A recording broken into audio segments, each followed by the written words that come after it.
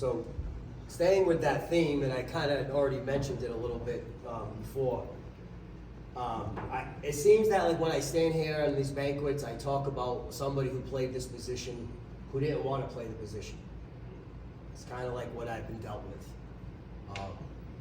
First year, I have the job.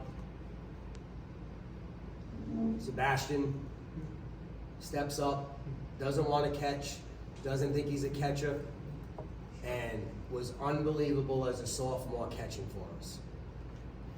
Next year, I realized coming into the year that I could get more out of Sebastien at third, on the mound, not behind the plate.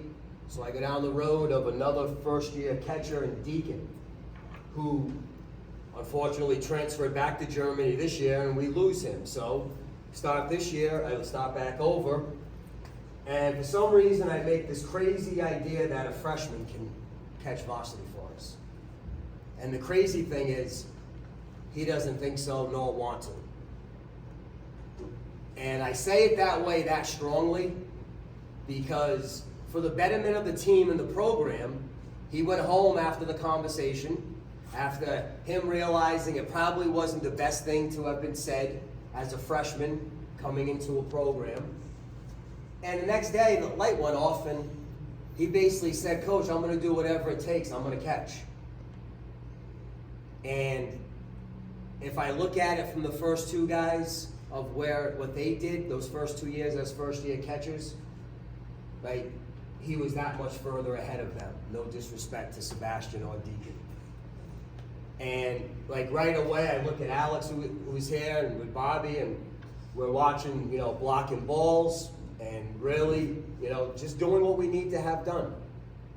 And it was great.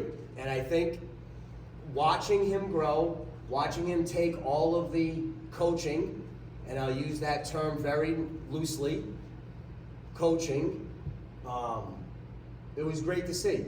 And I can't say that, and that's what it's about. You don't have to be happy with your role. You don't have to like it. You just have to make the most of it, right? And you got to do the best job you can. And that's a message for other guys in this room. And I really can say it any clearer. I've taken time to talk to everybody and tell them what I think about them and what their opportunities are. This kid went home that night, realized it, came back, and I never heard another word the rest of the year. He actually didn't hit until I finally woke up, got him in the lineup in an emergency, and don't you know, ends up as probably middle of the pack to the top of the pack of us in hitting. We weren't a good hitting team. I think he finished probably 5 or 6 in the team. Not as many at-bats as everybody, but because of his average and where it was, I kind of looked back and said I probably should have went there sooner and got him some at-bats sooner than I did. Again, but that's what happens. It goes fast. So that all being said, Joe Sylvia, great job.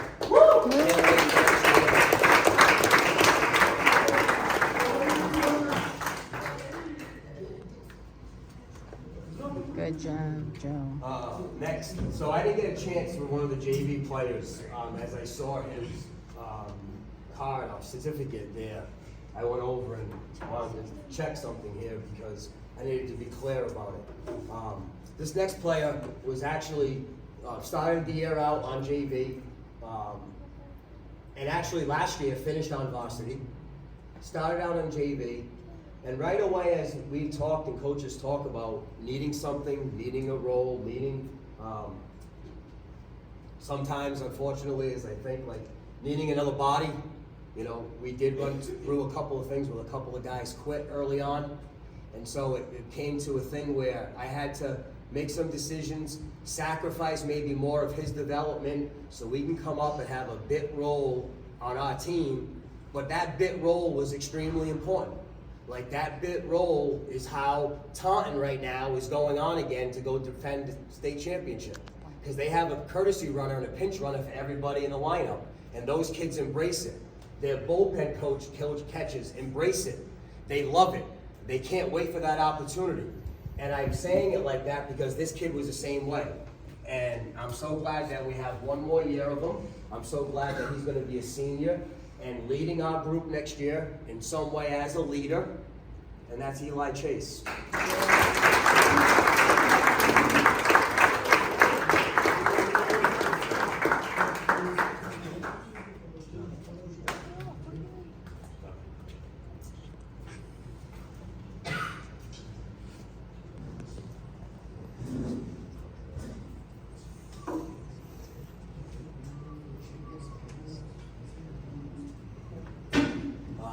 All right, so I'm just gonna go with down the other awards and that I'll wait on, but I'm gonna continue down just with the pins and letters and bars. So now we move on to a player who actually, from numbers and from everything that happened as we finished, I still look at and can't really remember that, you know, it was this good at times. He ended up leading us on pitching numbers, pitching stats. And the one thing I will say about the kid, and I think I've talked about this at senior day, and we have another one, a very similar kid who's a sophomore, who already received an award. We talked very highly about him. And he has the same sort of characteristic personality as this player, this senior. Tough person to crack, tough person to get a smile out of, tough person to recover when things don't go well, right? All of these things very tough. But truthfully, one hell of a baseball player, probably somebody that has more ability than anybody that's played in this program since I've been here, talent-wise. Just has to work on this part of it and realizing game's still going, there's more there. But like, compete means something too. It's there. The fired up at one point this year that I knew on the mound at that point there was no chance on the other side. They weren't going to hit him. They weren't going to get runs. It was going to be one of those scenarios. This game's over, and it surely was for us. And that's Ethan Cameron.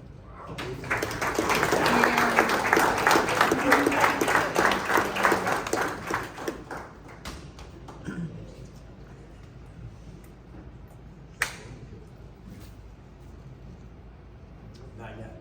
God just handed that. I'm going to take care of other things. Hey.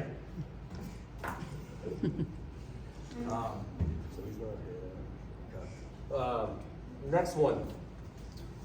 Going down the same sort of idea of playing at a young age, helping the program, seeing something in this player, in his personality, in his work ethic. Last year started. Talk about sacrificing reps, at-bats, development in some players. Like, that's what JV and freshmen are about, right? We want to develop players there. But at some point, as I said with Eli and that, like, there becomes a need. There becomes a need on varsity for a role, for a player. Last year, this player was put on varsity for one reason. One reason. I needed upperclassmen to see how to practice. I needed upperclassmen to see how to come to practice, how to stop practice, how to warm up, how to get ready, how to take it seriously. How to know I have to put myself in the best position to succeed today is to know I'm coming to get ready. And yes, everybody who watched this kid knows he's at a different level getting ready. Everybody. If you don't, you're not paying attention. And so now we come into this year as a sophomore. And Coach Hargraves will tell you, we had so many conversations about how to get him in the lineup, how to get his bat in the lineup. Joe became a sacrifice at times of his bat in the lineup for this bat in the lineup. And it was all about his attention to detail, the way he worked, the way, if anybody's going to fail, you're going to fail this way. You're going to fail like him. And truthfully, there isn't a whole lot of failure. And I think, again, the message is very clear. If you think you're working hard, you're not unless you're working like this kid. And that's Owen Moles.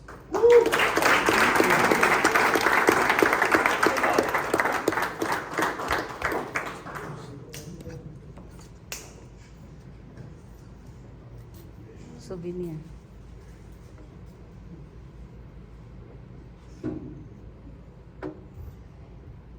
So, again, it's great. I love talking about young guys.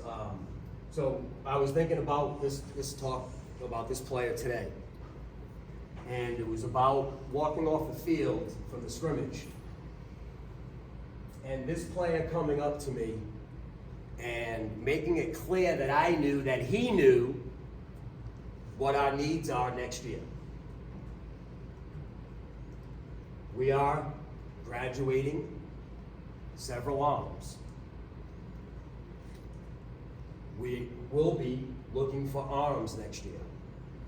And to have this player come up to me today, knowing that he only pitched in a couple of games this year, what we call as coaches mop-up duty, not really meaningful innings per se in their eyes, but they were all meaningful in our eyes because that's the opportunity you have to prove yourself. And the ball came out of his hand really free and easy, and we looked at each other and right away the first time and said, he's gonna pitch, he's gonna pitch next year. There's no doubt we're gonna need this. And this was earlier in the year, we're thinking about a little bit of it in the future. And again, sure as it plays itself out, and he knows what we need, and that's why that conversation came today after he pitched in the scrimmage and said, Coach, I got you next year. I'll be working at it. I know I'm pitching. I'll be working at it. And it's really cool. Ben Sherry.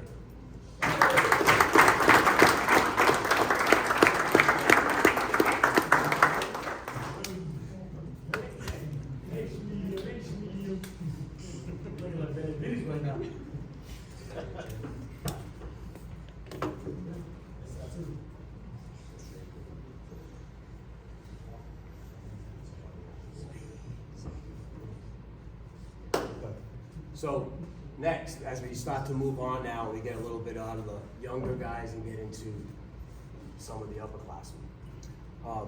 The one theme, as you can talk, as I kind of hear, is this whole thing of up and down, like where they come from JV, when that transition happens to me in varsity. And I look at where this player last year had that opportunity to where started out up on varsity in a position that wasn't his position, didn't play there, but knew what we talked about, what we needed. One of our guys last year was coming back from an injury. We weren't really sure about what he could do in the outfield, if it was gonna start right away. Ben last year, being a freshman, not sure what was gonna hold, so we knew we needed basically a fourth outfielder or maybe even a third outfielder at times. But again, in my decision, in my mind, that player sometimes wasn't hitting. And so then that sure happened a couple of times early in the year. And then didn't find himself in the lineup for a couple of games, and we talked, and then we realized like this is becoming not a good thing. Like we need him to develop, he needs to play, this isn't gonna be what's gonna work, so we put him back down, and he goes down, and you had to have that, well, I was up in varsity, I go back down, now is that intensity, am I really focused, am I really, and again, at times I think maybe that wasn't the case with him. I think when he got down there, he thought it was gonna be a little easier or not have to go as hard, and it sort of maybe became a lost year in his eyes coming out of it. So we come into this year, and right from day one, he pretty much battled and showed, number one, as a junior, I'm not going down. You're gonna find a place for me to play. I'm gonna work my way into the lineup somewhere, and he did. And I think it was at times as a starter, as times as coming off the bench, as times as a pinch hitter along the way, but I think had a full season that was very good. And that's Jan Dell. You here? That's coach. Save all that for him. If somebody tell him. No, he's not here. Last year. So now we're on to our third year, our bar guys. And I think, as you can tell, we'll start to get into some guys who have really meant something deep and dear in this program along the way. These next few guys have pretty much put the uniform on for the last 3 years, played their ass off every time, played, gave me everything they had, and some things, like I'll never forget it. And starting with this one player, as we know, and I've said it over and over and over, when I got the job, I was told about this player. I met this player down at North Park. It was coming off of COVID, it was in the fall, I could coach in the fall, and it was great. And right away I knew the challenge that I had. There was no doubt that it was going to be a challenge. But I say that, I know on the other side, he wanted it. He needed it. It was time for it. It was time for him to be coached. It was time for him to understand what not to do. It was time for him to hear what isn't the right way to do things. And it was all based upon going to play at the next level. Because I knew how important it was for him. Everybody knew how important it was for him.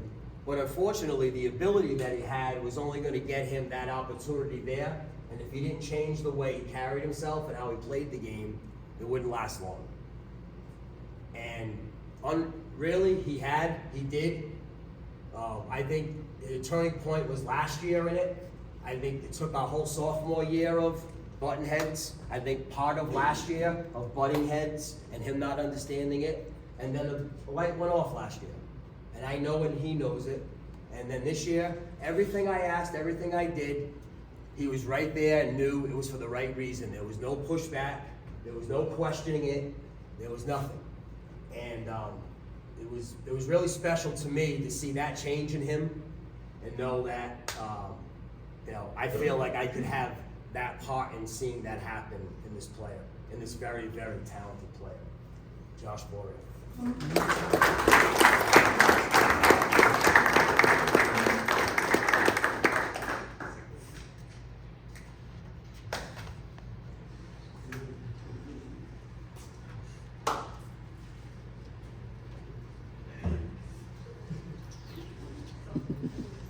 So now I go to the next player that I mentioned at senior day, that our relationship in a way is kind of crazy. It goes back to when he was 11. Living in Providence, some of you that know I run a travel baseball program, and we had a mutual friend whose son played on my son's team at that age group at 11. Kept saying, I can get a player for you, get a player who will help fill in, we can get him. It's going to take just going to Providence on Fridays and picking him up. Not a big deal, right? Come from Fall River, leave the store, go to Providence, pick him up, head to Mansfield, and then that dad who was the parent of the other player would bring him back after, so it was just getting him there. And we did that for that whole fall, and crazy as it sounds, or crazy as it turns, some of those days his little brother got in the car. 9 years old, sit in the back, and I couldn't wait when we got up to practice, like I would tell people I want the 9-year-old to be playing with the 11s. But that never happened. He only came a couple of times and then never came back. But this other one, he came and played some games in that next year. Didn't play all the time. The next couple of years, he was committed playing in Maplewood, playing with other things. But found our way when I had a need, and we had a need, we'd go to a tournament, he would come and he'd play. And then, as life turns, I get the job, and he's a sophomore. And along those years of coaching him young, just like as I say, it can get difficult, he was tough. He was, you talk about quit and get mad and anger and throw everything away and brush you off and do it all, it was all of it. All of it at 11, all of it at 12. And along the way, as we ran into each other and we coached, and I coached them, and we see and we get here, it flipped 180. He became the most coachable kid. In some ways, he knew whether he didn't believe what I was saying or not, or wanted to hear what I was saying at that time. He knew, yes, coach, would make sure, I got you. I'm not pissing you off. I'm not coming back at you. Yes, coach. And that for me was a way for me to understand that, he wasn't happy all the time. Coach Hargreaves and I both laugh at sometimes and say, Mike, he's just doing that to shut you up. But truthfully, that was how we processed. If he wasn't going to take the coaching, he wasn't coming back at you. He wasn't going to come back at me and risk me taking him out, risk anything else happening more. He was just going to take it and become a player and actually become what I would determine, and we talk about probably our best numbers player for this year offensively. coming off our best numbers pitcher last year. Didn't happen this year on the mound, but that's what we're talking about. A kid who competes, a kid who will go out there every time. And truthfully, like, down the end of the year, there isn't anybody else I wanted at the plate at any point. And every ball he hit was hard. Probably the last, I don't know, 8-10 games in my eyes, but for sure the last few. Alexis. Yeah,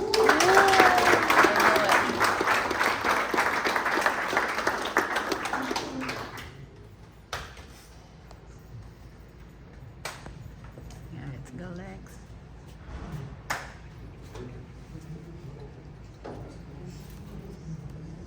So it was only fitting that, as I mentioned in that story, there was a 9-year-old in that car.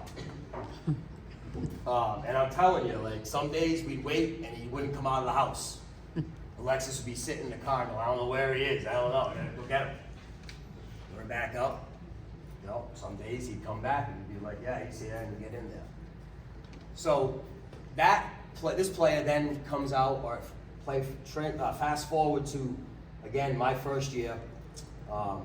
He's a freshman, and right off the bat, like, there was no doubt in my mind, there was no question, he was going to be our starting shortstop. And he was going to be our starting shortstop for 4 years. I knew it then, know it now, know it going forward. Can sit here and tell you this so everybody here knows, did not have nowhere near the year he would want.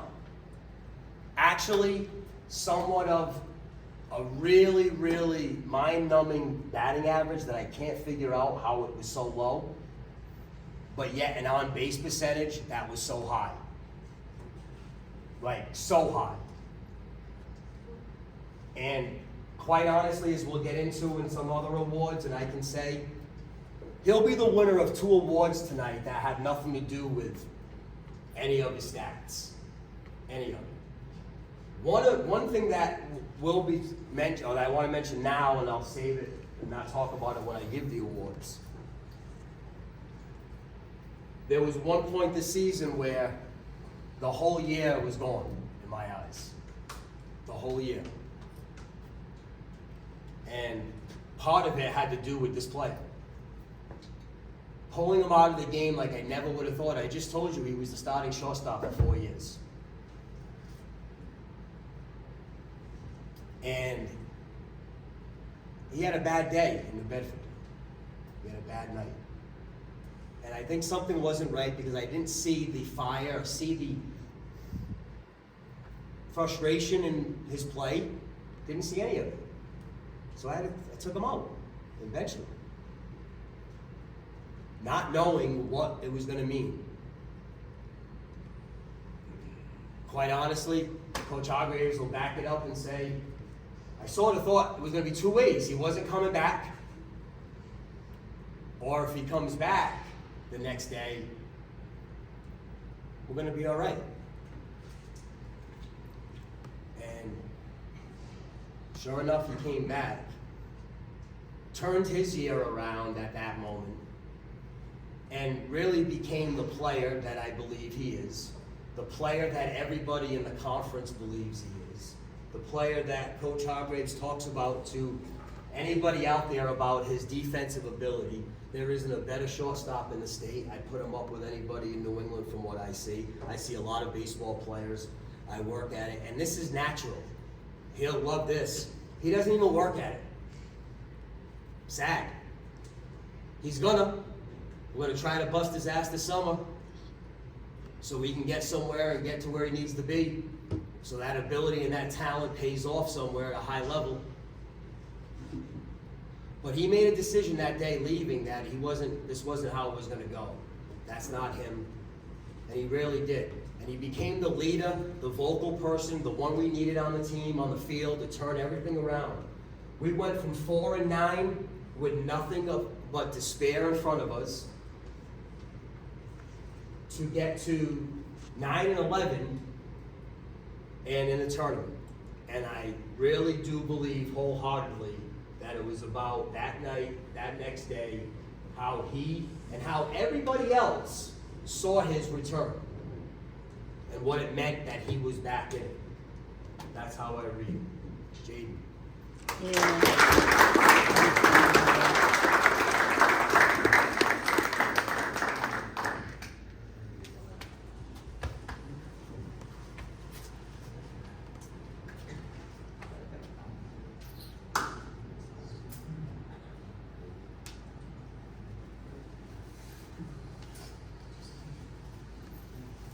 So,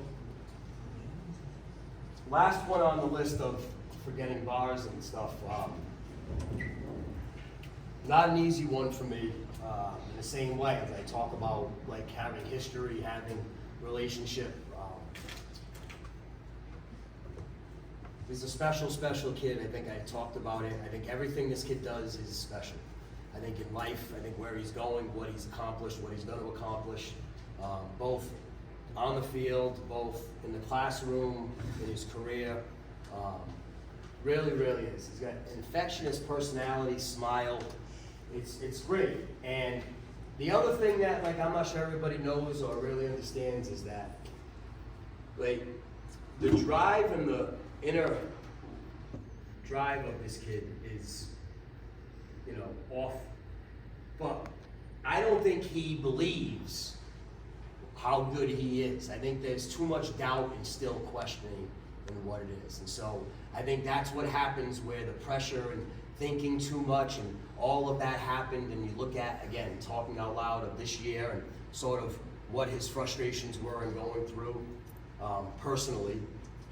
But like all of that and all the struggle that your senior year would have after hitting 5 home runs as a junior, 29, I think, RBIs last year, slugged almost 1,000, and those numbers weren't comparable this year.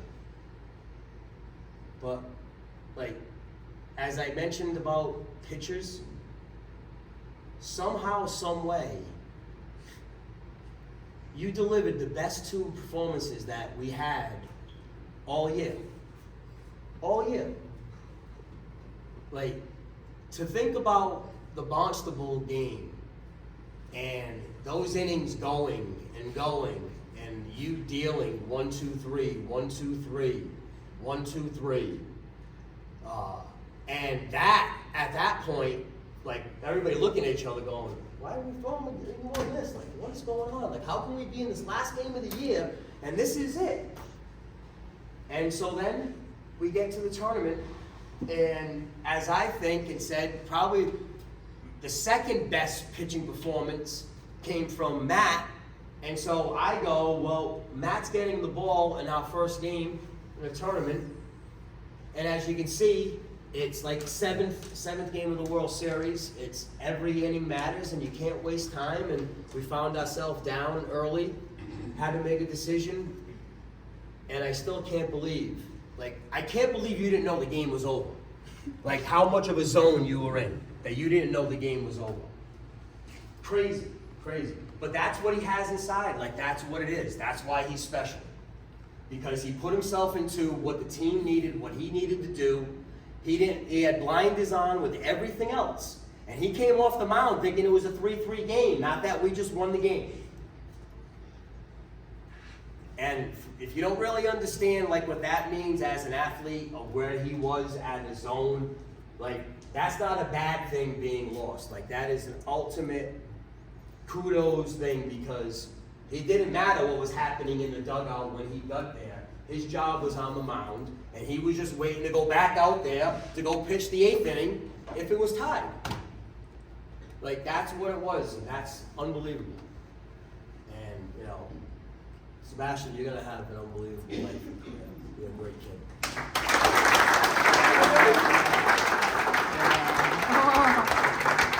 Congratulations, Bud.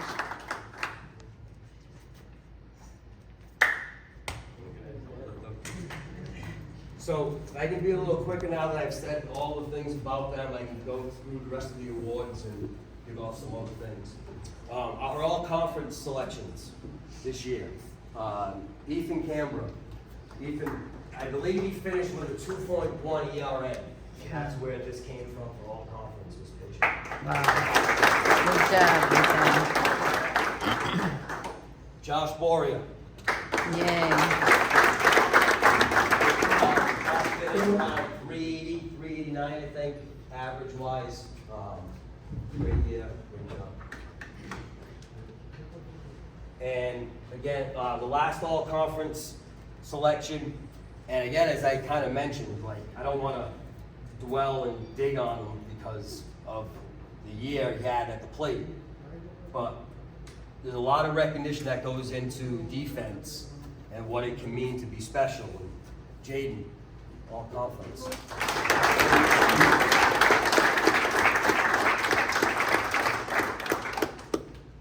Couple of honorable mentions for all conference. Again, last year this player, was probably finished the year as our #1 pitcher.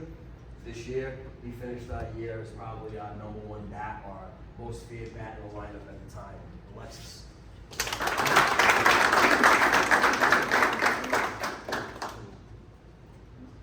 And last, and I will tell you this is again part of what happens.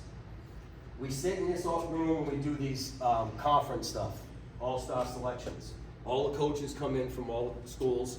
We host, have the same meal. It was great. And we get done, and I don't have this player selected. I didn't nominate him. Coach from Bridgewater Raynham says, "Hey Mike, you got 5 guys that you didn't get another honorable mention. Like, no one's gonna take you. We have another spot." It's like, why are you like Sebastien? Why isn't he on your list? And I said, well, if we look at numbers, and that's what we're here doing and that stuff. So as I say that, Mike Frakes from Durfee says, like, stop. How many times did he intentionally walk this year? Mike Conley from Bridgewater Raynham laughs and he goes, I walked him a couple of times. John Seed says, I think I walked him once. Chris Parker from Barton from Brockton said, I definitely did. And Frazee said, well, I walked him twice. And I looked at them all and I said, thank you. I said, that was all based upon last year and what he did. And that's his reputation and what it was. And I know he appreciated it this year and getting that respect and all of that stuff. And they were like, Mike, there's no question. If a kid's gonna be intentionally walked because of what we think of him, he belongs on this all-conference team.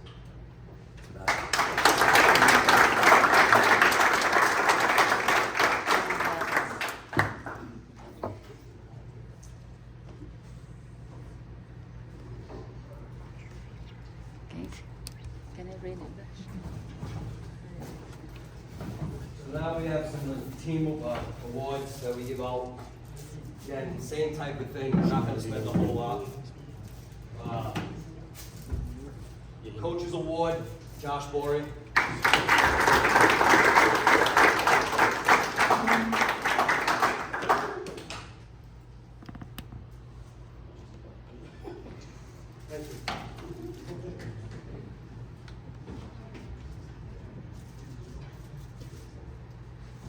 Did you talk to coach?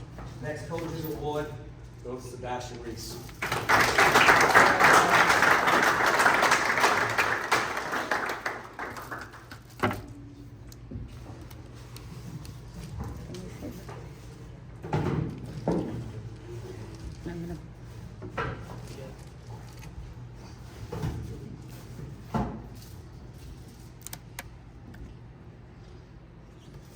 Next Coaches Award, Alexis.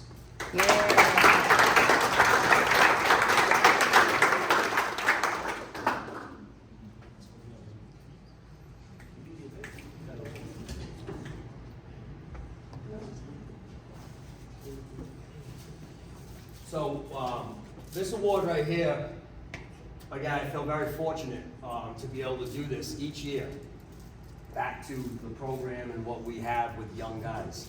I don't think there's every program around that can give a Rookie of the Year award out to a varsity player who is a freshman. And as I'm able to do it, it makes me very happy to do this for Joe.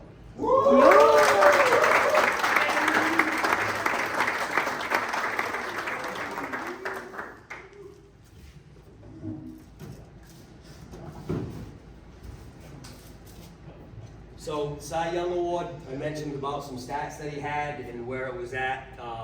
Ethan Camper.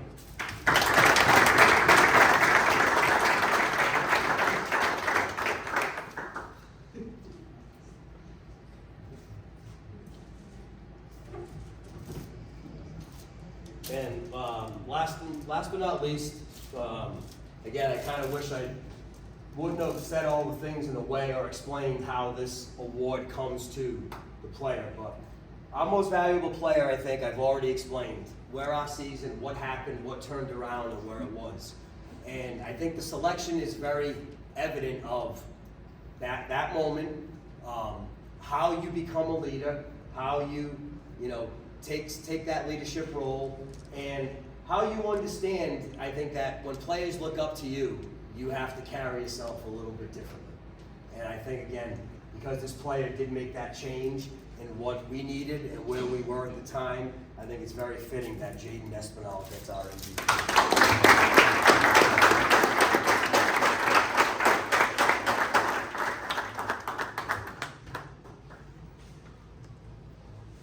So the last thing that I have,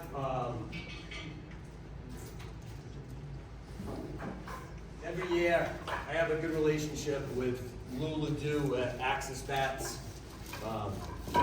He does a donation for our seniors and gets them basically engraved trophy bats. And I think it's a really cool thing. I also, a little quick story that goes with it.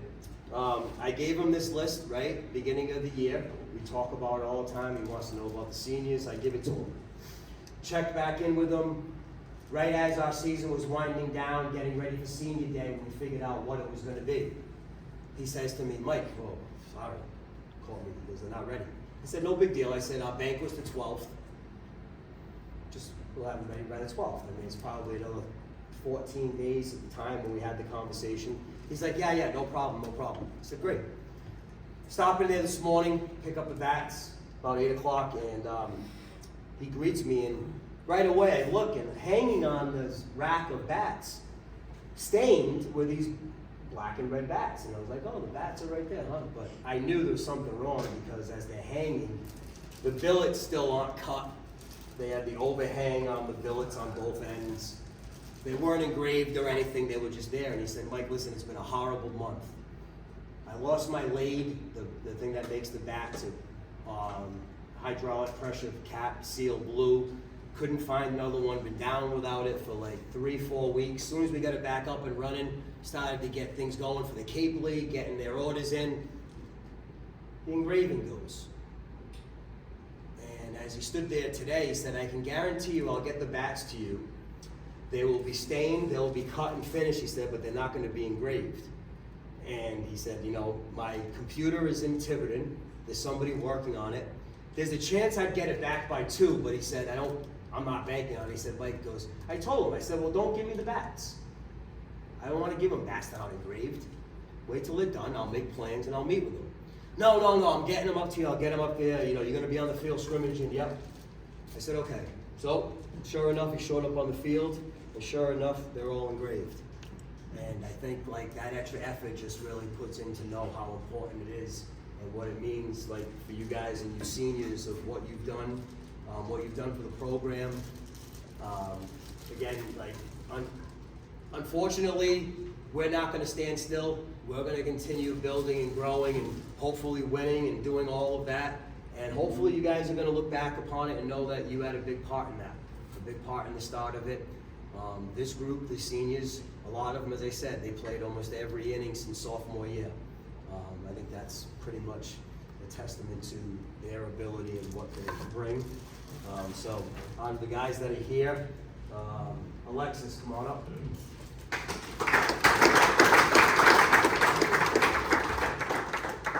Sebastien.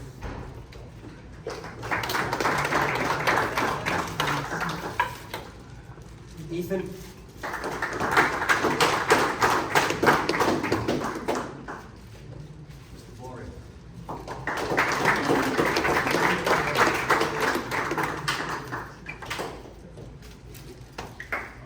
So I think that takes care of everything. Again, thank everyone for coming. Guys, I appreciate all the effort, everything you've done, and if anything I can do for you, as I always say, please reach out, let me know. And hopefully I'll see some of you guys out there this summer, and we're ready to go. Yeah, sounds good, right? Alright. So, we don't have time for a picture, huh? Take a picture. You take a picture of all the players. Okay. Want to take it outside? Okay, take a picture. We'll take a picture outside. We'll do it Okay. real quick. I just want to We'll do a quick one. Come on. whole program. Bring that stuff, Teresa. Let's go over there and take a picture. Come on. Take a picture. Hi. Take a picture. Take a video. Okay. Here you go, guys. All the seniors. On the rock is good.